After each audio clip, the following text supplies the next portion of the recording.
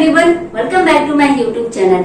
आज हम द्विघात समीकरण के प्रश्नावली 4.1 प्रश्नावली जो 4.1 है उसके क्वेश्चन नंबर 2 को शुरू करते हैं। तो पहले नंबर इसमें हमें करना क्या है, एक ये लैंग्वेज के फॉर्म में दिया हुआ भाषा के रूप में क्वेश्चन दिया हुआ है, इसको हमें पढ़ना है और क्या करना है, द्विघात समीकरण के रूप में इसको बता देना है। द्विघात समीकरण इसको हमें बना के छोड़ देना है, सॉल्व नहीं करना है। तो हम पहला नंबर पढ़ते हैं। कह रहा है एक आयताकार भूखंड का क्षेत्रफल 528 मीटर स्क्वायर है।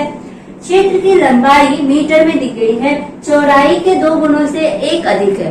क्या बोला कि एक आयताकार लगभग इस तरह के प्लॉट होगा, खेत होगा, है ना, आयताकार खेत है, उसकी लंबाई जो है ना, लंबाई चौड़ाई, ये चौड़ाई होती है इसकी, तो लंबाई जो चौड़ाई से 2 गुने से 1 ज्यादा है, लंबाई चौड़ाई के 2 गुने से 1 अधिक है। लंबाई मान लो इसकी चौड़ाई क्या है, इसकी चौड़ाई x है, तो लंबाई क्या हो जाएगी इसकी 2x प्लस 1, 2x प्लस 1। कैसे हो गई, देखो लंबाई जो है चौड़ाई के 2 गुने से 1 अधिक है, चौड़ाई के 2 गुने से 1 अधिक है, तो चौड़ाई हमने मान लिया x, तो लंबाई क्या हो जाएगा 2x प्लस 1, क्योंकि 1 अधिक भी है, 2 गुना तो है नहीं, उसके साथ ही 1 अधिक भी है, तो 2x प्लस 1। इसके बाद हमें पता क्या है,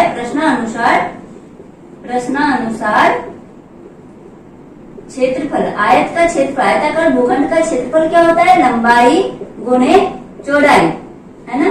तो क्षेत्रफल हमें दिया हुआ है 528 मीटर स्क्वायर, और ये लंबाई क्या है 2x प्लस 1, ये प्लस है, प्लस 1 मल्टीप्लाई में x, लंबाई इंटू चौड़ाई। तो अब इसको सॉल्व कर लो तो क्या हो जाएगा, 2x प्लस 1 को x से मल्टीप्लाई करोगे और ये माइनस हो जाएगा 528, तो गुणा करो 2x स्क्वायर, इसको x से गुणा किया है, फिर इसको x से माइनस 528 इज इक्वल टू 0।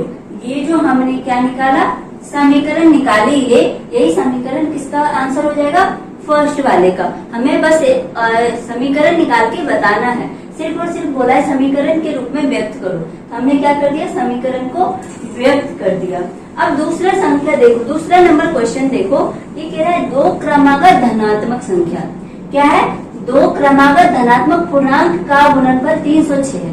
2 क्रमागत धनात्मक पूर्णांक, पूर्णांक क्या होता है, पूर्णांक होता है 1, 2, 3, 4, 0, -1, -2, -3, अप टू ये इन्फिनिटी माइनस में जाएगा, और ये अप टू ये कहाँ तक जाएगा, प्लस के इन्फिनिटी तक। ये सारे हमारे पूर्णांक संख्या होते हैं, लेकिन ये सारे हमारे पूर्णांक संख्या होते हैं, लेकिन हमें बोला क्या है, धनात्मक पूर्णांक। धनात्मक का मतलब हुआ है कि हमें नेगेटिव वाले चीजों को नहीं लेनी, हमें नेगेटिव वाले नंबर्स को नहीं लेना है, तो हमें क्या चाहिए, हमें चाहिए पॉजिटिव। तो पॉजिटिव के लिए हमें कुछ भी नहीं दिया हुआ है, कुछ भी नहीं लिखा है कि 1 लो, 2 लो, 3 लो, 4 लो, क्या लो, कुछ भी नहीं पता है, तो हम मान लेंगे। सेकंड के आंसर में लिखो, माना कि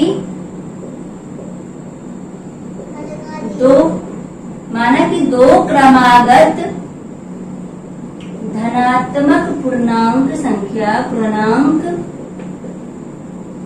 संख्या क्या है, एक x होगा, तो दूसरा क्या होगा, x प्लस 1।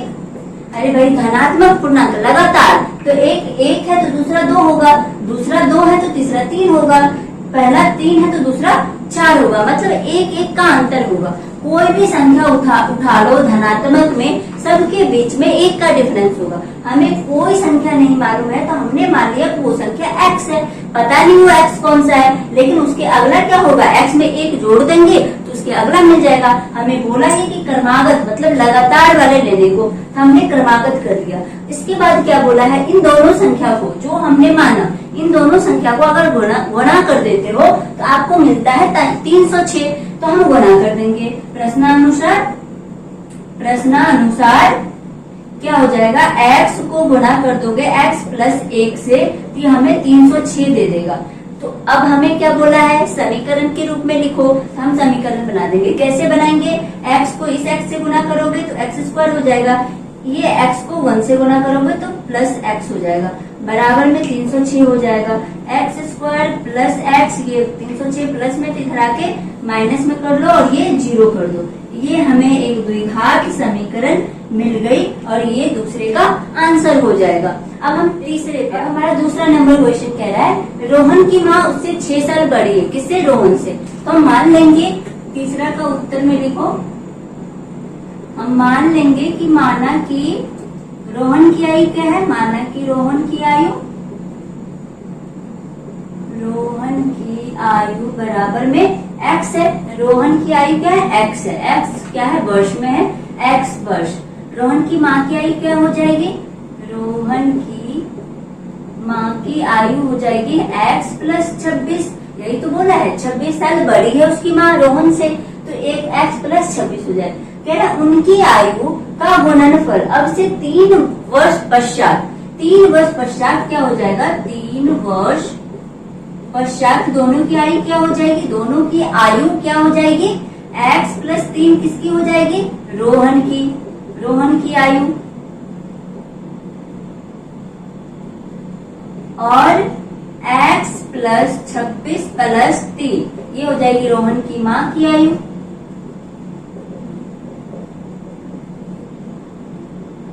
यही होगी ना, x प्लस 26 पहले से है, 3 साल बाद बोल रहा है तो 3 साल हम इसमें जोड़ देंगे तो ये हो जाएगी। अगर इसको सॉल्व करोगे तो x प्लस 29 हो जाएगा, x प्लस 29। अब कह रहा है इन दोनों को 3 वर्ष पश्चात जब दोनों को गुणा कर दो, दोनों की आयु को गुणा कर दो तो हमें मिलेगा 306। तो क्या हो जाएगा? x प्लस 3 को गुणा करो किससे? x प्लस 29 से, तो ये मिलेगा 306। इन दोनों की, ये रोहन की आयु है, ये उसकी माँ की आयु है, इन दोनों को गुणा करोगे तो 306 मिलेगा। तो हमने इसको गुणा कर दिया। अब गुणा करके हम देख लेंगे, x को x से गुणा करोगे तो x स्क्वायर हो जाएगा, और 29 को x से गुणा करोगे 29x, 3 को x से गुणा करोगे 3x, और 29 को 3 से गुणा करोगे तो क्या हो जाएगा? 9 तिया 27, 2 3 दूनी 6 2 8, ये हो जाएगा 306। अब इसके बाद हो जाएगा x स्क्वायर, इन दोनों को जोड़ लोगे, दोनों सेम टर्म में है। 29 प्लस 3 क्या होता है? 30 31 32, 32x प्लस में 87 और इधर माइनस हो जाएगा, ये 306 बराबर में 0। अब x स्क्वायर प्लस 32x और ये माइनस में क्या हो जाएगा? 7 16 9 7 16 9 और ये 9 8 1 2 219।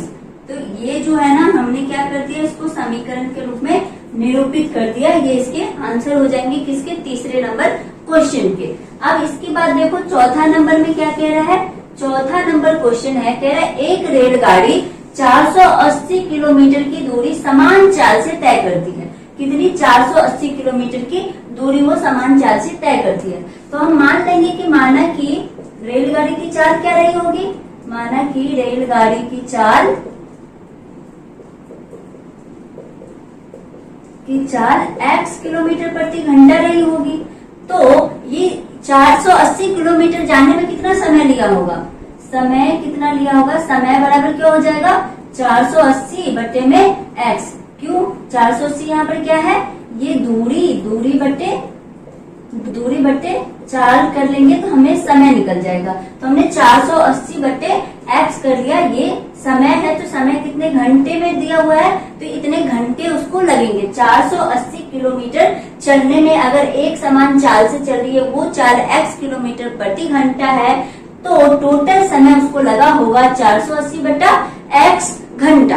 अभी x का मान हमें नहीं पता है। इसके बाद हम आगे देखते हैं तो लिखा है यदि इसकी चाल 8 किलोमीटर प्रति घंटा कम होती, अब x से चला है तो इतना टाइम लगा है, x से चला है तो 480 बटा x किए, इतना टाइम लगा उसको। लेकिन ये कह रहा है कि चाल जो है ना, चाल क्या हो गया है? x माइनस 8 हो गया, मतलब 8 किलोमीटर प्रति घंटा कम हो गया है। तो कह रहा है कि तो वह उसी दूरी को तय करने में 3 घंटे अधिक लेता है। पहले इतना समय लेता था, पहले समय, ये इसको मान लो समय t1 है, ये t2 है, तो पहले इसको लगता था 480 बटा x घंटा और 3 घंटा और कह रहा है इसमें और लगा है, तो ये क्या हो जाएगा? ये पूरे घंटा हो जाएगा। तीनों 480 बटे x प्लस 3, ये टोटल उसको घंटा लगा होगा। भाई देखो हमें 480 पूरी को पूरी दूरी दी गई हुई है, इतनी दूरी उसको कुछ चाल से वो चल रही थी, वो चाल क्या थी नहीं पता, तो हमने x मान लिया। तो समय क्या लगा होगा, तो जितना दूरी वो गया है वो और कितनी स्पीड से वो गया है, कितनी चाल से गया है वो, तो हमने वही किया है। फिर कह रहा है कि अगर उसकी चाल को 8 किलोमीटर प्रति घंटा कम कर दी जाए, 8 किलोमीटर प्रति घंटा कम कर दी जाए, तो x माइनस पहले x से चल रहा था, अब क्या हो जाएगा 8 कम से चलेगा, तो 8 कम कर दिया। अब कह रहा है जब वो इस चाल से चलेगी, जब कब, जब 8 किलोमीटर कम हो जाए, तो कम में चलेगी तो उसको 3 घंटा और ज्यादा लग गया। मतलब पहले लग रहा था इतना समय, अब टोटल समय इसको इतना लग रहा है। इतनी बातें आई समझ में। अब कह रहा है हमें रेलगाड़ी की चाल ज्ञात करनी। अब हमें कह रहा है चाल बताओ, तो चाल तो तब बताओ जब कोई इक्वेशन एक बना लोगे। तो इक्वेशन बनाने के लिए हमें पता है कि क्या पता होता है कि दूरी बराबर क्या होता है, दूरी बराबर चाल गुने समय। अब देखो हमें दूरी पता है, दूरी क्या है 480 किलोमीटर। चाल क्या है, चाल है x माइनस 8 किलोमीटर प्रति घंटा, और समय क्या है, टोटल समय लगा है 40 इतना x बटे 3, ये लगा है उसको टोटल समय। तो हमने कर दिया। अब हम क्या कर लेंगे, सब इसको गुना कर लेंगे। तो गुना करोगे तो देखो x को गुना करोगे 480 बटे x से, और x को फिर 3x से गुना 3 से गुना करोगे तो 3x हो जाएगा, माइनस 480 बटे में 3 होगा, और ये x 8 से गुना होगा, बटे में x होगा और 8 से गुना होगा, और माइनस 8 3 24 होगा। इसको सॉल्व करेंगे तो क्या x x कैंसिल हो जाएगा, तो 480 और ये हो जाएगा 3x माइनस क्या हो जाएगा, से गुना करोगे तो 3840 हो जाएगा, बटे में x माइनस 24, ये 480 है।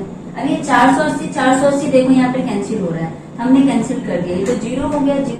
इसके बाद अब हम क्या करेंगे, सॉल्व करेंगे। देखो इसका सबका एलसीएम पहले लिख लो, 3x माइनस 3840 बटे x माइनस 24, ये बराबर 0 हो जाएगा। x एलसीएम हो जाएगा सबका, तो x एलसीएम ले लो, तो ये हो जाएगा 3x square minus 3840 minus 24x बराबर में 0। अब इधर देखो ये क्या हो जाएगा, यहाँ पर देखो x 0 से गुना होकर 0 हो जाएगा, तो 3x square minus 3840 minus 24x बराबर 0। अब यहाँ से 3 कॉमन ले लो, तो x स्क्वायर माइनस इसमें से 3 कॉमन ले लो तो 1280 माइनस 8 3 24x, ये 0 हो जाएगा। इसको स्टैंडर्ड फॉर्म में लिख लेते हैं, 8x माइनस 1280, ये इसका समीकरण मिल गई, ये इसकी समीकरण मिल गई, तो ये इसका आंसर हो जाएगा। आई होप ये सारे क्वेश्चन आपको समझ में आए होंगे। अगर कोई डाउट है तो प्लीज कमेंट सेक्शन में जरूर पूछना, और वीडियो अच्छी लगी है तो please like subscribe and share जरूर कर लो, और बेल आइकन को भी दबा लो ताकि कोई नया वीडियो मैं डालती हूँ आपको नोटिफिकेशन मिल जाए। Thank you for watching.